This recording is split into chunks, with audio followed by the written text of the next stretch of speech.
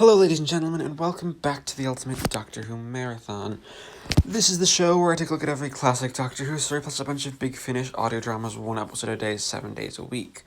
Now, before we begin, because in 2019, YouTube was caught data mining the information of underage users, therefore violating the Children's Online Privacy Protection Act, or COPPA, they reached a settlement with the United States government and implemented a new policy meant to dodge responsibility and scapegoat creators, meaning I have to ensure that everyone understands that this video is not meant for children.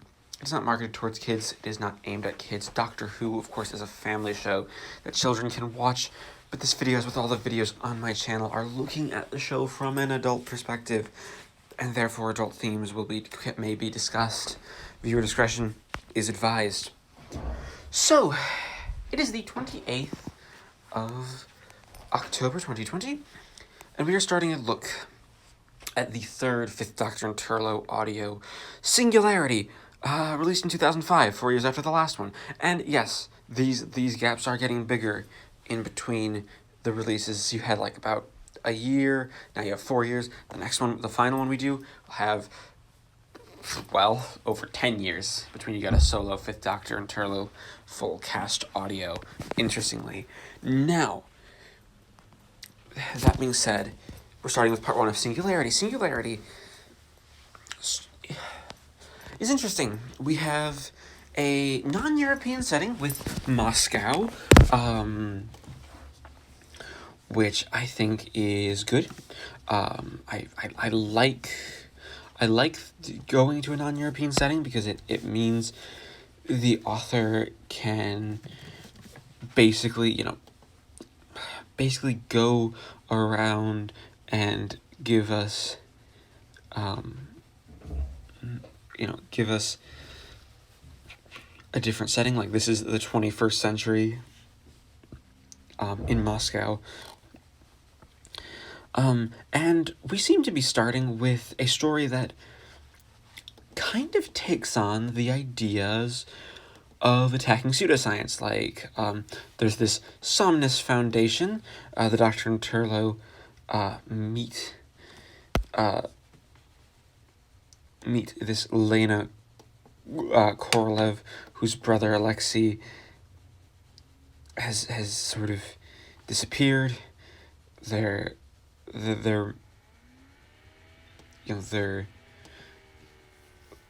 mother has died, and you get something very, very different, because you have this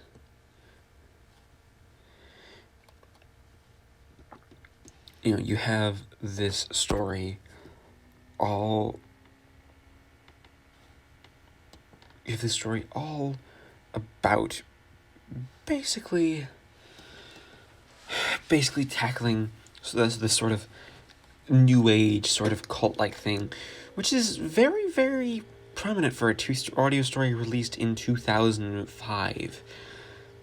I say that because in 2005 you had a lot of rise in in the anti-vax movement, a bunch of conspiracies. This one is really tackling like the idea of O and aura and just new age stuff in general, and predicting the future. The Somnus Foundation seems to have predicted the future, or at least claims to. And some of the great scenes here are when Peter Davison's looking through their predictions that are apparently accurate and just being like, that's not accurate. Oh, you forgot about a Dalek invasion there, a Cyberman invasion there. The Fifth Doctor here is very much a much more on-edge character. There's a lot of sarcasm, there's a lot more wit here. But I will say James Swallow, the author, doesn't kind of makes him be rude to Turlough, which is really weird. It doesn't feel like the Fifth Doctor, who isn't sort of rude, and we don't actually get an explanation for why he's rude. And Turlough's rude right back. Like, you get this weird air of hostility between the two characters that comes out of nowhere, and it doesn't add anything to the plot. It's it's just one of those stories where you have the very very different sort of thing. There is and you have sort of the implication that things are being are basically moving along at a pace of these are probably, this Foundation is probably aliens. We build to a cliffhanger where the Doctor and Turlo are captured for both being aliens, which is which is fun and something that I like. But this episode does a lot of things without actually playing anything. Like, we don't play around with sci-fi. We have the idea that maybe these people are duping people, but have actually new technology or later technology, which is of course fine. Is a fine start to the story, but none of these characters are interesting. Like, the people at the base, they don't sound human, and that kind of is the point, and the idea that they probably aren't human. But you just don't get as much interest here with this very, very different, very, very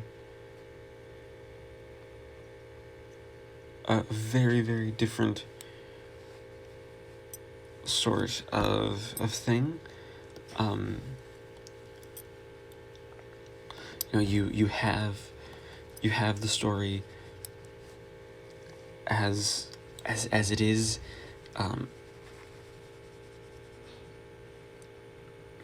It's just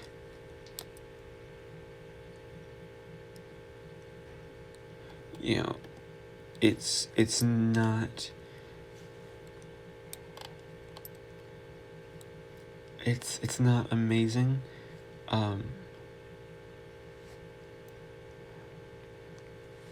It's not amazing, it's not perfect, it's pretty good, and it has a lot of great stuff. So overall, I'm going to give part 1 of Singularity. I'm going to give part 1 of Singularity a 7 out of 10. It's the 29th of October 2020. I just finished listening to part 2 of Singularity. The second episode of the story is a lot better than the first. This is the episode where things are allowed to get going, and things are allowed to move. And in getting things moving, and then the characters running around and such, you actually get to see a lot of what makes James Swallow's script work. You get a lot more ideas. This is actually kind of an interesting script. So I talked a lot about part 1, and about how it was a lot of here's a bunch of creepy stuff, and here's a bunch of stuff that's sort of playing off conspiracy theories. Yes, conspiracy theories. So, you have that as a plot line, which, is good. I'm not trying to complain act like that's somehow bad for the plot or anything, because it's not. It's actually really good for the plot, even if it is a bit different and a bit odd. This is a very different style plot than what you usually would expect with a Doctor Who story. But what you do get is you get this real sense of everything being well done, well executed, well written, and you get the sense that the characters know just what they are doing. Like, you have there's this sort of double take where you have the whole conspiracy and new agey stuff of like, we'll know the future. No, turns out this organization has been responsible for a lot of very, very different things. A lot of conspiracies in the past that is a plot point that this story is going with, something that I think is really, really good. You also have a character who lives in a bunker and is essentially trying to, hide everything, and survive doomsday. There's a very almost apocalyptic feel to what this story does. In that there is nearly a kind of apocalypse that occurs with the plot that Swallow goes with, which I think is definitely an interesting choice to go with a sort of apocalypse plot, and an apocalypse-oriented plot, especially because it's not your normal story. It's very much an amalgam of very different stories, and you get to see a lot of what these different stories do. And we time travel, and this is one story where James Swallow really gets a good idea of how to sell the time travel aspect to the lay people. A normal sort of thing that I really really like the way that it works out, because it does work out really well. You know,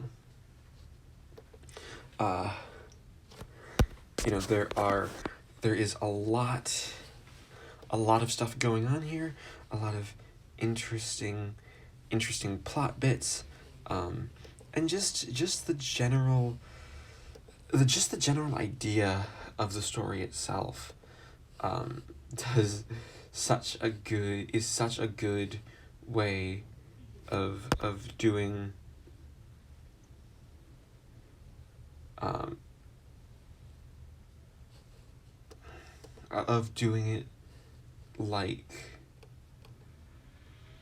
it like a different sort of things.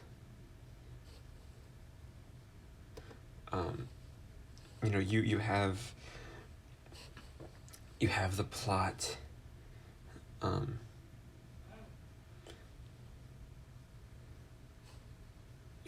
there's the plot,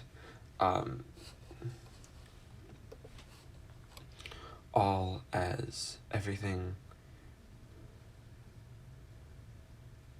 that goes. You have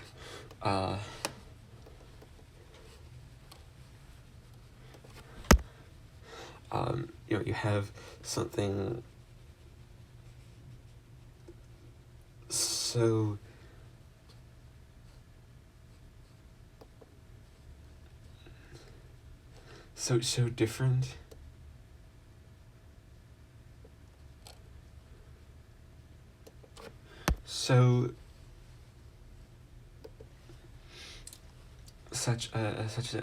different,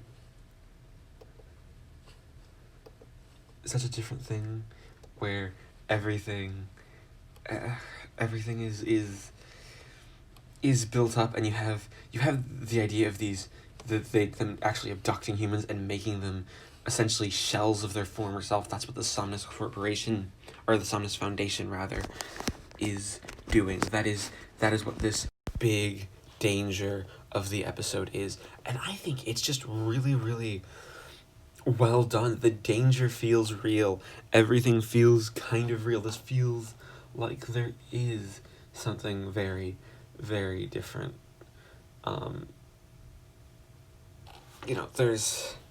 There's everything that goes on. Like, I like, this is one of those very, very different sort of things. And you don't have everything. You just have a lot, and I really, really like just the way Taylor's done. You really have this, outside of the first episode where Taylor was kind of off, he feels a lot more like this is following right on from Lugaru, so you're really getting to see Turlo as a character and who he is. So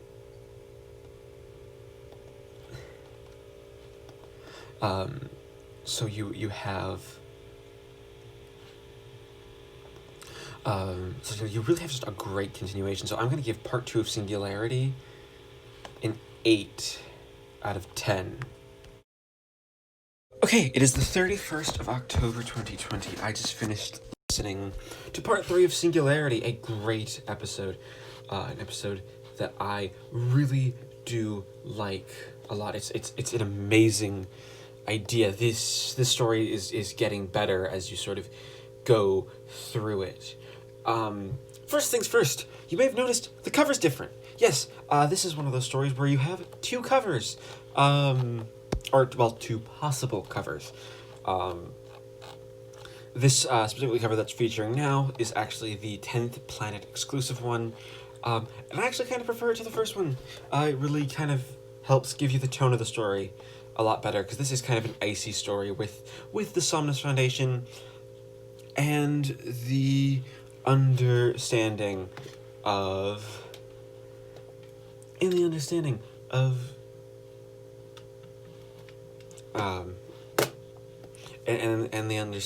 of just how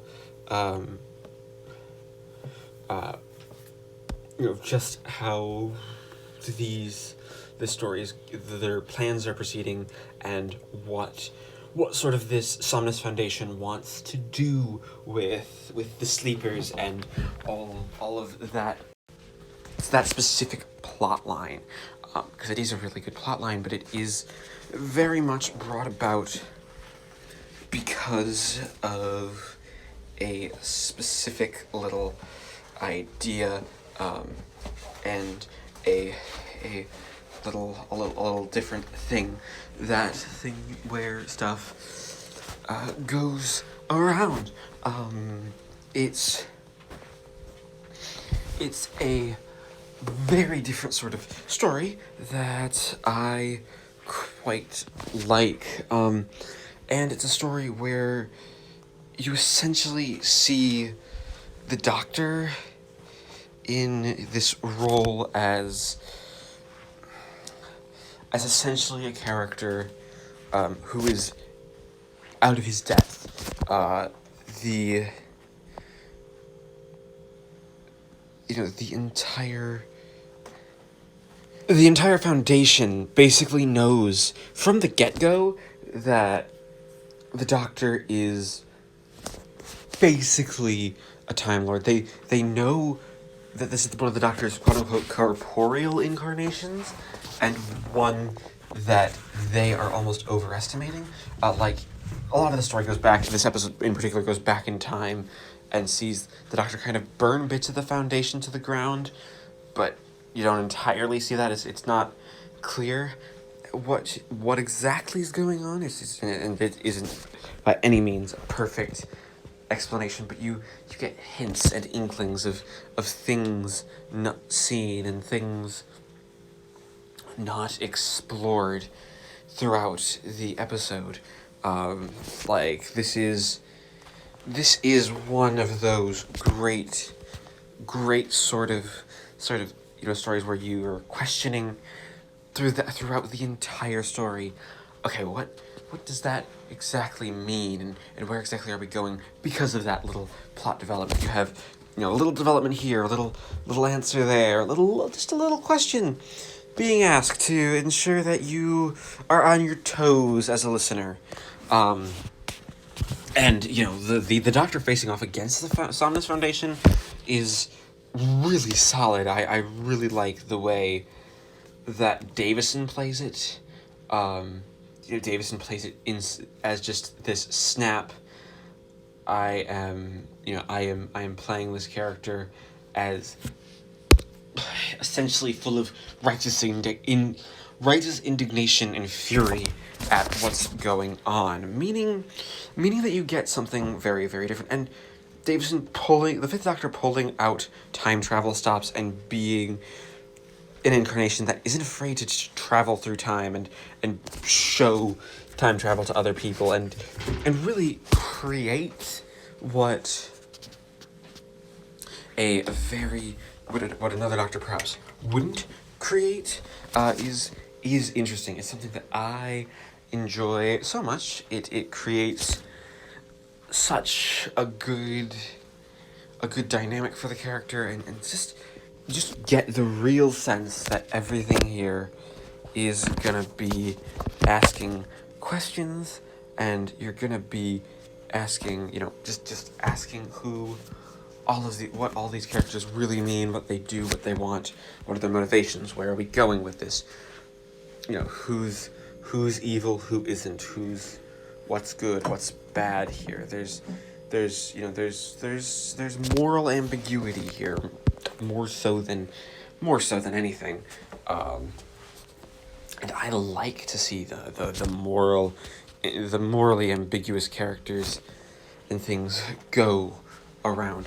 It creates such a different style of story, and you get to see that, and again, seeing it develop, for me at least, is where the story really, really shines, and you get to see everything. Yes, this is good, and this is the greatest stuff that the story. It's how we see this ending, and we get this real sense of dread and fear creep in slowly and just quietly, as you have characters that go on. Like Turlough becomes one of the sleepers. And here we actually get a lot of backstory for Turlough. You get to hear basically about how Turlough was essentially from this planet Tryon, and there are other Big Finish stories that have done this, so I won't deny that, but this is the one where you actually see a lot of that as it stands and as it becomes interesting and becomes a story, about Turlough sort of leading some rebels, leading a rebellion of sorts, which, again, makes it interesting. You have Turlough being Turlough and not being the normal character. You have a really sharp characterization, which, again, coming right off of Lugaru, is great for this particular character, because Turlough is a character who has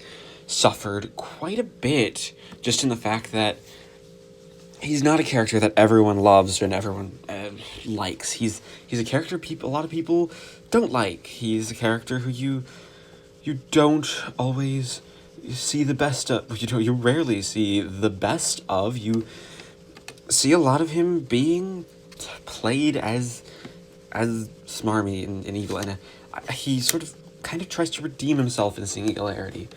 There's also just the whole idea of everyone becoming a hive mind that's explored here. That's the plan of the Somnus Foundation, and it's treated as an evil plan, but it's also a really interesting plan and a philosophically interesting idea, and it's kind of dark.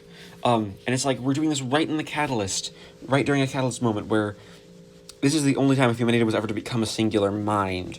It could be done near the middle of the 21st century.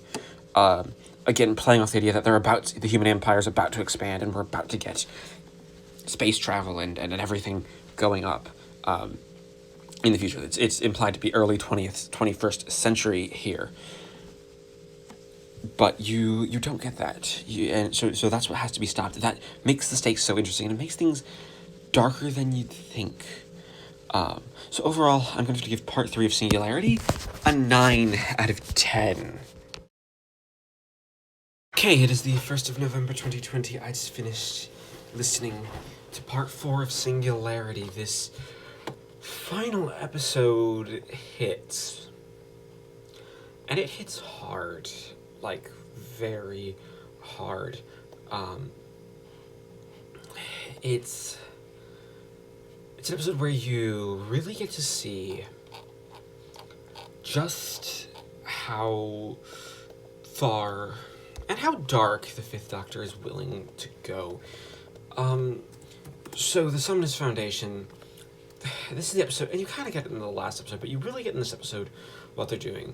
They want the Human Gestalt, they want to change the past of humanity, basically, because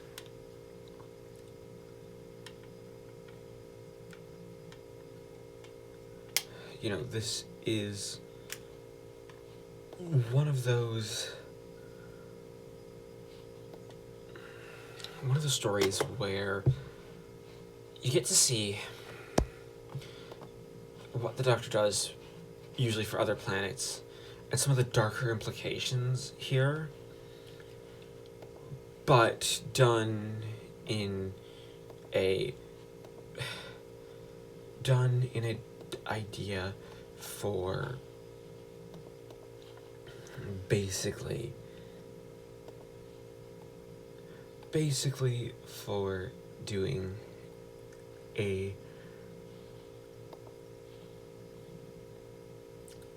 different sort of story, and doing a type of story where you get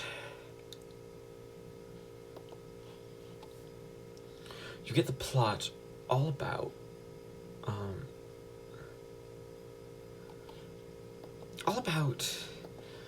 basically how the Doctor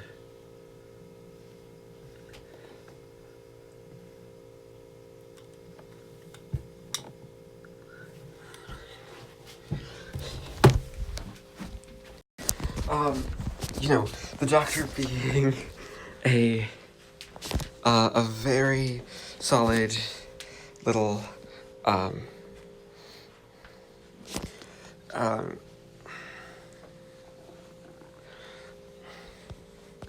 very solid sort of story,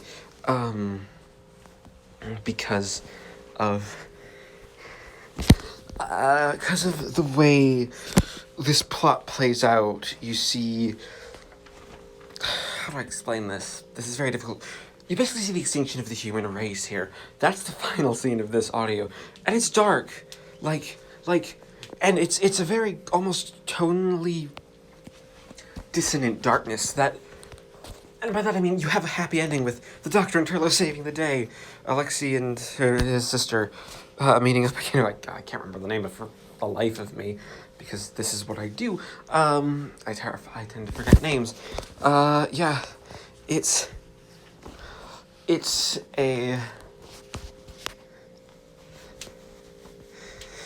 definitely a little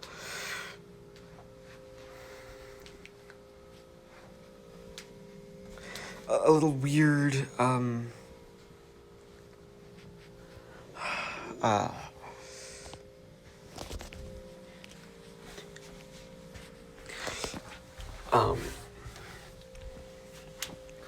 a weird little a weird little ending, but I think it hits really well. And what it hits well is this whole idea of basically doing a different little sort of this idea of the Doctor not always doing what's right, but not always what's right for humanity, because you have the plot on Ember of just humanity dying, and you see that happening. You do, and it's honestly quite a... It's almost portrayed as completely sad and completely derelict and just away from any sort of happiness that you can have, especially with a story like this, because this is a story where the darkness of the themes are really brought to the forefront, so much so that you really get the idea, okay, the Doctor might be doing something very, very dark here. But also, you know, the entire conclusion is great. And this is the episode that makes you really feel for the Foundation. The Somnus Foundation. They're desperate. They're human beings. That's what they are. It's something that James Swallow does really, really well. And this is only one of a couple of stories that Swallow wrote that we are really exploring on this marathon. I think he mostly wrote, like, companion chronicles or spin-off ranges. He didn't really write a lot for the main range. And because of that, you don't entirely see what's going on. Yeah, this is only one of a couple of... This is like one of only 2 stories, really, that this marathon will cover, because he did write for a lot of other ranges.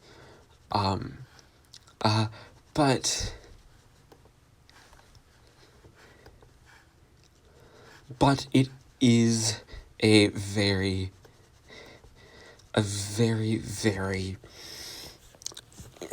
interesting piece, and it makes it all the more almost heartbreaking when you see the ending and you get to that very dark, very almost mysterious ending, because, I mean, this also is a story that kind of builds up to the idea that Turlough's character arc is somehow finished here,